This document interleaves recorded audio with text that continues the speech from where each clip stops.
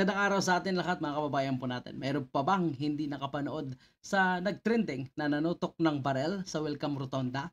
So kung hindi pa, panoorin niyo po yung ating upload. So yung nasa screen po natin, yan po ay si Mr. Gonzales na umano'y nanutok ng barel sa isang cyclista sa Welcome Rotonda na nabidyuhan at nagtrending din ngayong araw mga kababayan po natin. So ang kanyang sinabi ay hindi umano alam ng mga netizen sa social media kung bakit nanutok ng barel at ang kanyang palusot ay self-defense lamang umano mga kababayan po natin. At mukhang nakakuha agad ng kanyang spokesperson itong si Mr. Gonzales na napag-alaman po natin sa kanyang interview na dati pala isang opisyal ng pulis ito mga kababayan po natin. Kaya hindi nakapagtaka na magkaroon ito ng spokesperson sa pagkatao nga ni Police Brigadier General Torre, mga kababayan po natin. Dahil tila ba itong si Brigadier General Torre ang nagsasalita para kay Mr. Gonzales, mga kababayan po natin. So, isinurrender niya na umano ang kanyang armas at ang kanyang sasakyan. At para din sa kaalaman ng lahat, itong LTO pagkatapos mag-trending ay nagsumo na rin para dito kay Mr. Gonzales dahil sa kanyang violation na ginawa. So, napakarami po yung mga kababayan po natin na nag-share sa patungkol sa ginawa ni Mr. Gonzales na umano'y apektado ang kanyang pamilya. So, palagay natin mga kababayan, kaya siguro nakipag-ariglo din itong cyclista dahil ayon sa kanya ay nakikipag-ariglo na umano itong cyclista dahil sa takot. Kasi parang palagay ko ay hanggang ngayon kung dating pulis siya, so ngayon parang nasa gobyerno siya nakapwesto mga kababayan po natin. Kaya ang QCPD ang ginawang press con area nitong ni Mr. Gonzales.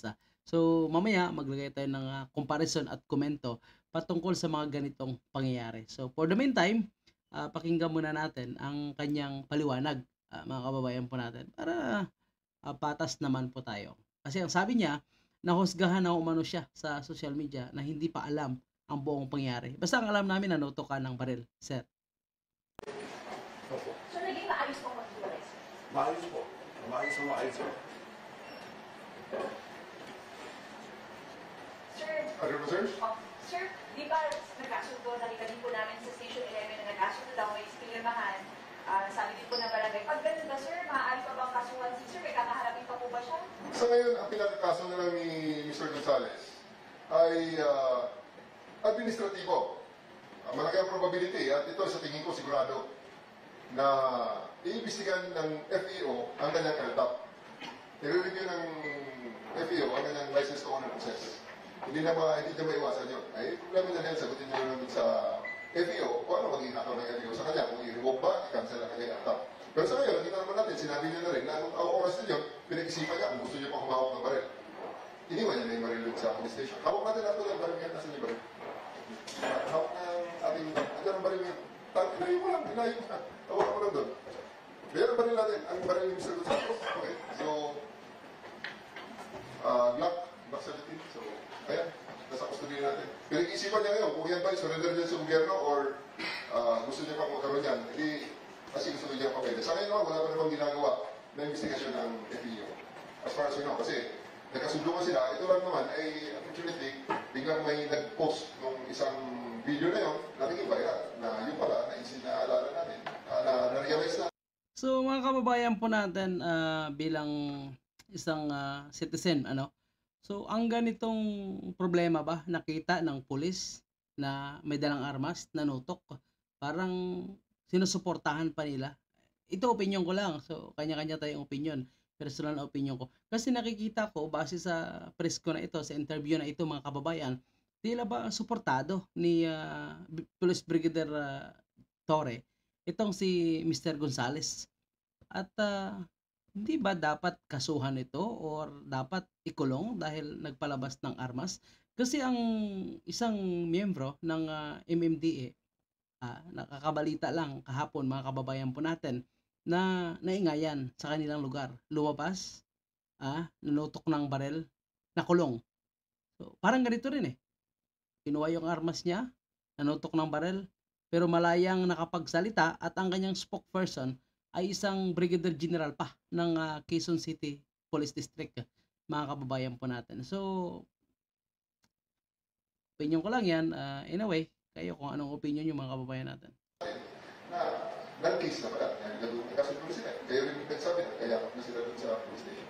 Unless na gusto mo kasali nung nag-post ng video na siya ang complainant. Patutok mo na siya ng baril.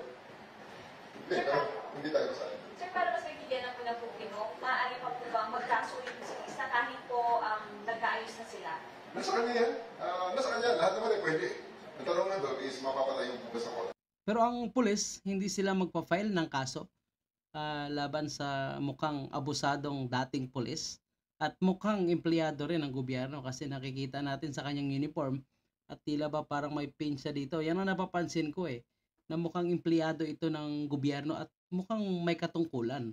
Kasi habang pinapanood natin itong nangyayaring press con, tila ba VIP treatment ang nangyayari sa kanyang press con, mga kababayan po natin. Correct me if I'm wrong, mga kababayan po natin, pero yan ang aking napapansin. Papansin ko lang. Kung nagkasundo na. Yan na naman ang impact. Alright. Sa kaya ang police ay... Ako ay pinatawagan ko yung tao kasi nandun sa kasunduan ng kanyang cellphone number. The next question, gusto sumasagot. And I really respect Ayan o, ang kanyang desisyon kapal o. kung siya ay ayaw naman sa tao. Ang ina mo. Choice niya. Ayan. This is a person of right. We need somebody to act sa complainant kung gusto natin i-file ang threats na yun. It can be a light threat, it can be grave threat. Gago, may Depende baril. na ngayon yan sa pagalingan ng mga abogado.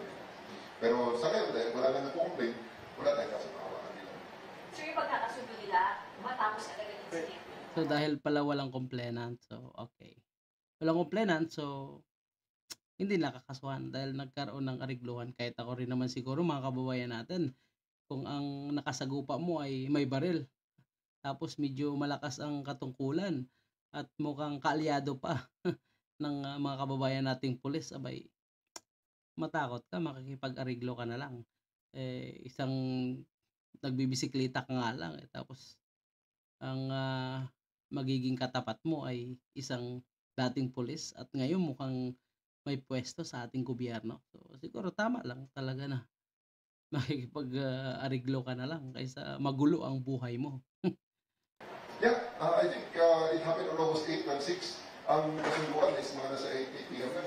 So, bago natapos ang gabi, ay tapos na rin sila.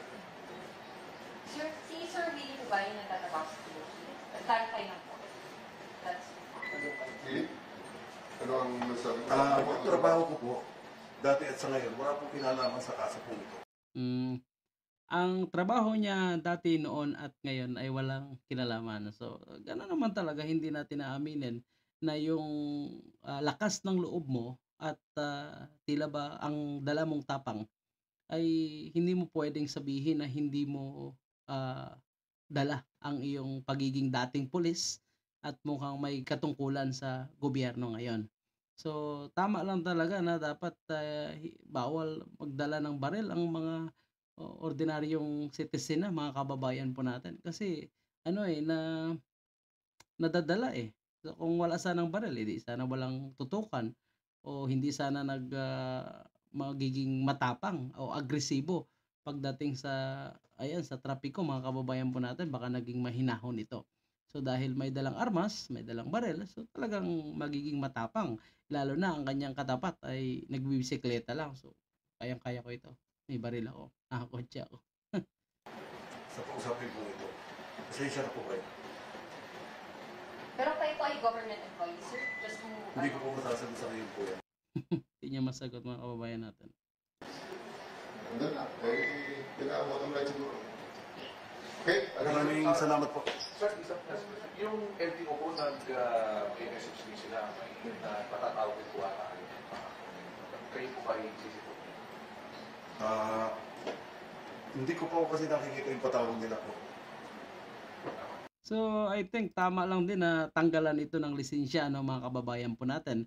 So ngayon nananawagan siya sa mga vlogger na nagpakalat nitong video at nagpa-trending na sinasabi niya na nahusgahan siya So dapat pag-isipan muna ng vlogger. So tinutukoy niya itong main source ng video mga kababayan po natin na nag-upload nga. So Kasi may nakita kasi pag hindi ito ni-report mga kababayan po natin, hindi in-upload ito ng vlogger, so magiging ano na lang ito, parang wala na lang. So at least pagka na-upload ay mapulutan din ng leksyon at maturuan din ng leksyon. Pati siya. Kasi tingnan mo ang kanyang ginawa at baka hindi lang cyclista na yan ang kanyang natutukan na ng barel. Baka marami pa, malay po natin. Dahil sa nasanay na siya na walang nag-upload, nasanay na siya na walang sumisita sa kanya. So kung titingnan nyo, talagang parang VIP treatment pa ang dating niya dyan sa QCPD, mga kababayan po natin. Ang nagsasalita para sa kanya ay itong si Brigadier General Torre, mga kababayan po natin. So hindi niya ma-reveal kung ano ang kanyang trabaho ngayon, anong posisyon niya sa ating gobyerno. So obviously sa nakikita natin sa kanyang uniforme, nung bumunot siya ng baril, ay government employee ito, mga kababayan po natin. At medyo mataas ang kanyang katungkulan, medyo mataas. Kaya nga siguro talaga nakikipag-ariglo na lang itong cyclista.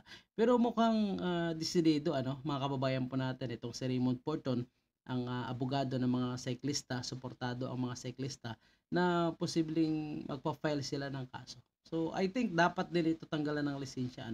So ano kaya ang inyong opinion mga kababayan po natin bilang isang Pilipino, bilang isang normal citizen? Karapat dapat ba na bigyan ng pangalawang pagkakataon itong si Mr. Gonzales pagkatapos ang kanyang pinakitang pagiging agresibo at mainitin ang ulo sa kalsada? So magbunot ng barel at tandaan natin siya ay dating pulis. So ibig sabihin alam niya ang batas na bawal manutok ng barel, bawal mainitin ang ulo. So maximum tolerance ang dapat ipairal sa ganitong nangyayaring problema sa kalsada. Pero hindi nila ito napapatupad. So sa ngayon ang napapansin po natin, ang ilang mga pulis po natin puwera na lang, except doon sa mga matitino, ay tila ba ginagamit na lang ang kanilang posisyon, ginagamit ang kanilang pagiging pulis para mang-abuso ng mga ordinaryong mamayan. So wag naman ganoon. So tandaan po natin, ang inyong katungkulan is to serve and protect. So kung dati ka man pulis, ay alam mo na bawal ang iyong ginagawa, pero nagpadala ka pa rin sa iyong emosyon. So talagang I think dapat tanggalan din ito ng lisensya, mga kababayan po natin, at hindi na dapat pahawakin ng baril. Tanggalin na talaga at ikansela na ang kanyang LTAC. Yan ang palagay ko. Yan, opinion ko lang yan. Depende naman sa ating mga